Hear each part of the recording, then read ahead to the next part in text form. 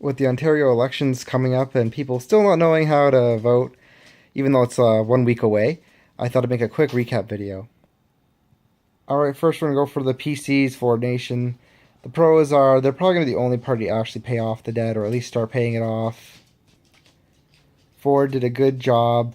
The Ford brothers, I should say, did a good job bringing out the corruption in Toronto, like showing the corruption, not bringing it out, not causing it. They were showing how the city council was corrupted with things like free bus passes.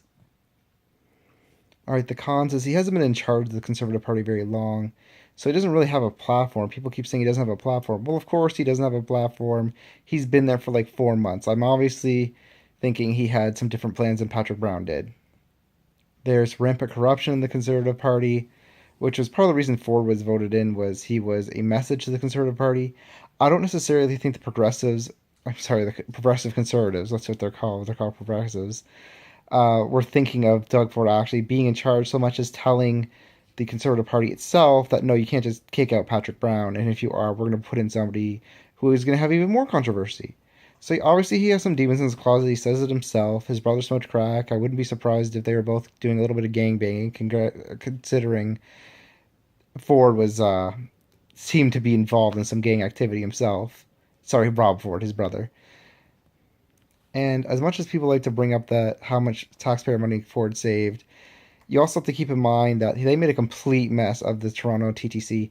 Seriously, people, uh, the TTC was doing overground rail cars and then underground transit systems, and then they fired the TTC commissioner. But then the TTC commissioner got compensation and then got his job back. So in terms of the Ford brothers' performance in Toronto, it was okay. It wasn't the worst. It wasn't the best. I kind of hope for better than okay when I'm making call for Premier, but I'm gonna be honest and be, uh, I guess centralist here and say that the Ford brothers were fine. Next, we have the NDP. I guess let's do the NDP next. Andrea Horwath. I'm not sure how to say her name. Global News pronounces it differently depending on who's talking. Well, anyway, they want to go more extreme with the liberal programs. For example, they want to give out free dental. They want like prescriptions to be funded by the government so people don't have to pay for their prescriptions anymore. They just want to go a further liberal. Anyway, some of the cons are, well, first off, they made an accounting error, and for those of you who don't know, the last NDP government that was in charge during they thought they could spend their way out of a downturn in the economy, which put us into a lot of debt, which is why people over 50 probably going to vote conservatives. Just pointing out why, if your grandfather or grandmother is voting conservative, or maybe even possibly your dad or mom, and you're wondering why, that would be the reason. Yeah, the NDP are still suffering for that mistake 50 years later. Believe it or not, it's crazy. Andrea Horvath is a supporter of the Me Too movement. She called up Patrick Brown and said the courts aren't fast enough for persecuting men accused of rape, which is a pretty scary thing for me. I really don't believe in the Me Too movement. This could be a pro depending on. I do try to say, I kept some things out of the conservative and I'll keep some things out of the other parties because I'm trying to stay conservative. So something would be a pro to some people. I don't want to have any bias here.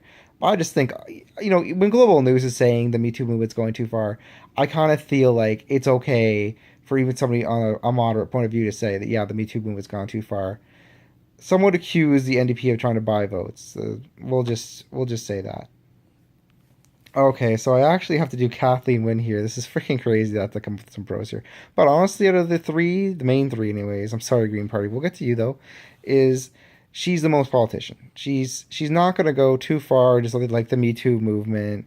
She knows she has to walk that razor thin line because she needs as much votes as possible, even from the conservative vote. Like she's considering trying to get some conservative voters over as many as the least amount of bridges she can burn. She's not gonna burn.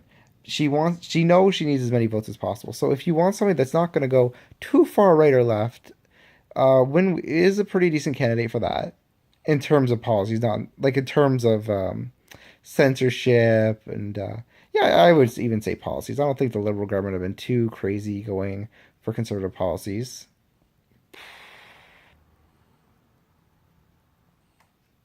Can't even think of a second pro to liberal government. Okay, here's some cons. There's a big laundry list of cons, but the whole power scandal where they want to put in pay before like payment policies, like prepay policies, prepay meters where you have to pay for your electricity before you use it, and then if you haven't prepaid enough and you go over the pay amount you paid, it just gets cut off, which is a little bit confusing because it was the Liberal government themselves that made the power policy that you couldn't cut off power in the wintertime. So I'm just confused why they have to make a loophole for the policy that they themselves made. Speaking of power, we pay some of the highest power in North America, as far as I know. Lots of scandals. You think Doug Ford has some scandals going on? The Liberals have way more scandals. And speaking of which, I forgot to mention that in the conservative part. Um, Things like the data breach weren't really Ford's fault. That was more the individual. It wasn't really the party trying to do any data breaching. But yeah, I just want to make that part clear while we're here. So, you can put that as a con for the conservatives if you want to, that that some member of the party did the data breach, but I would not be putting that on the party at all. And that is again is coming from Global News that said, it wasn't really Ford's fault, or at least somebody said it on Global News. Maybe another guest or something said that, but they didn't deny it, which is kind of them saying, okay, sure. Okay, now we have the Green Party, and the Green Party's been very like fine with their policies. They haven't been too extreme this year. Um, yeah, so a lot of the other parties have been talking about doing, things for the environment. So it's just crazy to me that people haven't been thinking of the Green Party as an option. It's kind of really funny because that's what their whole party is about. They kind of have the same policies as everybody else. I feel like they got some pretty, good ideas.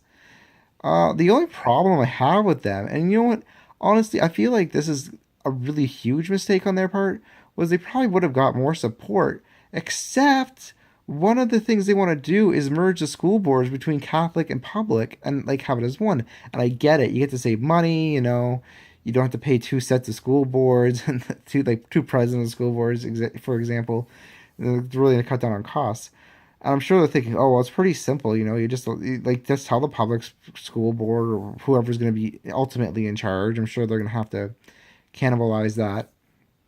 Just let the Catholics probably have the public school, no God, same deal. But things like how to teach things like gay marriage and homosexuality and transgenderism, that would still be different between the two school boards.